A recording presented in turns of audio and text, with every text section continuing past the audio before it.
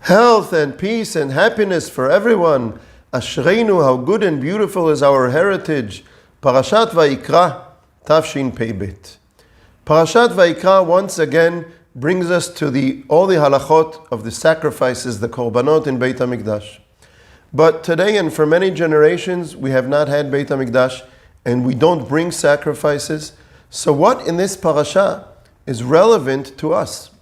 So this is a great example how we don't learn from the Torah only things that are halakha lemaaseh, that are practical, but there are messages in every part of the Torah, even where it's not practical or not practical for us right now.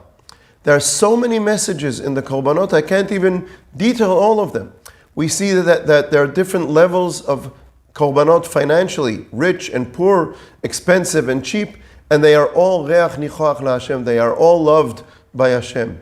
We see that you can bring sacrifices from animals or from oat, from meal, and both of them are loved by Hashem, and especially if a poor person can only bring meal and not animals that are more expensive, nonetheless he brings his nefesh, he brings it from the depth of his heart, and that's just as valuable as an expensive korban.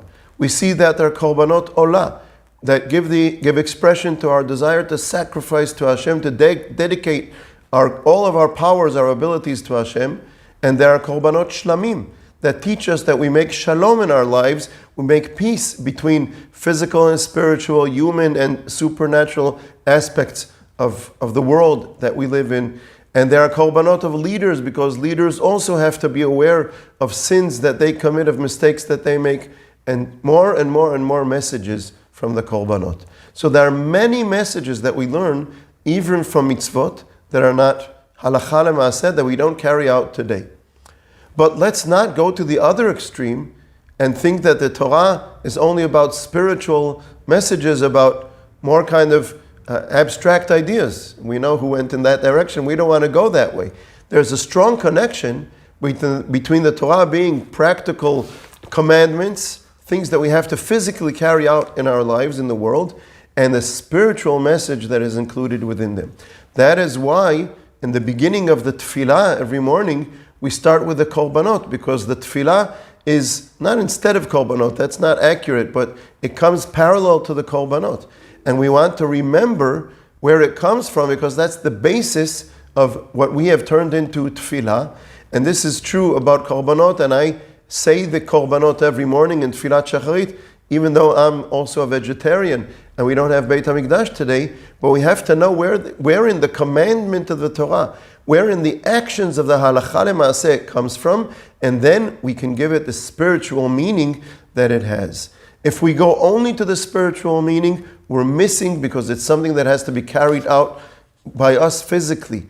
If we only go to the physical meaning of it, the physical application, and we don't think of the spirit, what more than korbanot do we see that many nevi'im, many prophets, were very critical of Am Yisrael, that you only bring the physical korban, the sacrifices, and you're not doing the spiritual work that is supposed to come with it. Coming karov, korban from the word karov, coming close to Hashem, repenting, having a spiritual meaning to what I'm doing. Both are so critically important, we have to put the two together. You know, we say, tefillah lelo kavanah, tefillah without kavanah, without having the intention of what you're saying, the meaning of what you're doing in tefillah, keguf lelo neshama, it's like a body without a soul. The same thing I would say, the halachic practicality of tefillah is that we have to say it, not just to perform meditation. We have to say the tefillah, because tefillah with only kavanah, without saying the words, is like neshama lelo guf. It's like a soul without a body. Soul is greater than body. But in this world, in olam hazeh, we have to bring the two together. Our mission in this world is to make body and soul meet, is to bring the kedusha, to bring the shekhinah into our actions, our physical actions, ba'olam hazeh, in this world. And that is one of the important messages we learn from the parasha of the korbanot.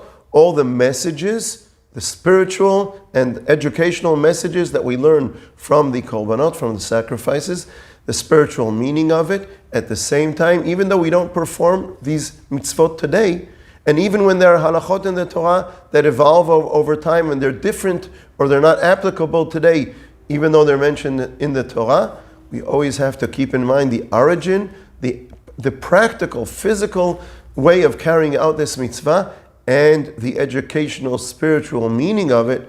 We always have to put the two together, and that is the wholeness of the Torah of Hashem. Shabbat Shalom.